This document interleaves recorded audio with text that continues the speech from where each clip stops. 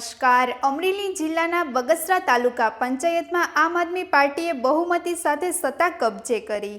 તાલુકા પંચાયત ખાતે પ્રમુખ અને ઉપપ્રમુખની વરણી પ્રક્રિયા પૂર્ણ કરવામાં આવી।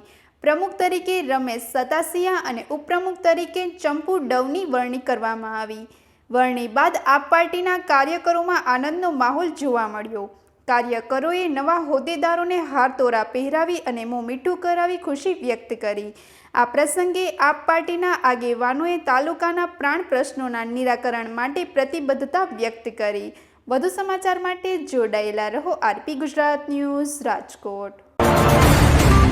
બગસરા તાલુકાના જે મતદારો છે એણે અમને હૂંફ અને પ્રેમ આપી સ્પષ્ટ બહુમતી બગસરા તાલુકા પંચાયતમાં અમને આપી છે અને આજે જે સરકારશ્રી દ્વારા જેનો એજન્ડા હતો એને આજ ચૂંટણીથી પ્રમુખ અને ઉપપ્રમુખની પ્રમુખ તરીકે અમારે રમેશભાઈ સતાસિયાની વરણી કરી છે।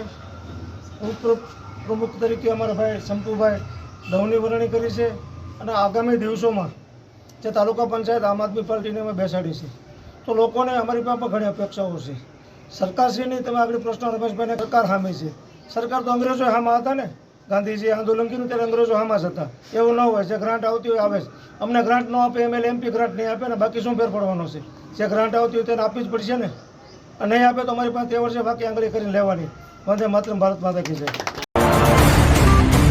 બગસરા તાલુકાના તમામ લોકોના આશીર્વાદથી અને અમારા શીર્ષ નેતૃત્વ ઈશુદાનભાઈ ગઢવી હોય, મનોજભાઈ સોરઠિયા હોય કે ગોપાલભાઈ ઇટાલિયા હોય, કાંતિભાઈ સતાસિયા, નિકુંજભાઈ હોય કે અમારા બગસરાના આપના પ્રમુખ ભાવેશભાઈ, તમામ લોકોનો તેમજ અમારા 10 સભ્ય ચૂંટાયેલા તેમના આશીર્વાદથી અને સહયોગથી અમે આજે આમ આદમી પાર્ટીના પ્રમુખ તરીકે તાલુકા પંચાયતના પ્રમુખ તરીકે આજે અમારી વરણી થઈ છે। ખાસ આગામી દિવસોમાં શિક્ષણ, રોડ, રસ્તા અને ખેડૂતોને પડતી મુશ્કેલી હોય, નાના માણસોને પ્લોટ ન મળતા હોય, મકાન મળવાના, પ્લોટ આપવાના, એવા અમે નાના મોટા કાર્ય જે છે એ સરકારમાંથી લાવી અને લોકો સુધી કેમ પહોંચાડવા એ માટેનું તમામ આયોજન કરી અને એ કામ અમે કરવાના। તરફથી અમને ખ્યાલ છે કે અમને સહયોગ નહીં આપે, છતાં પણ અમે ખેડૂતો માટે જે પણ કંઈ કરવું જોઈએ એ કરી અને જેમ હમણાં અમારા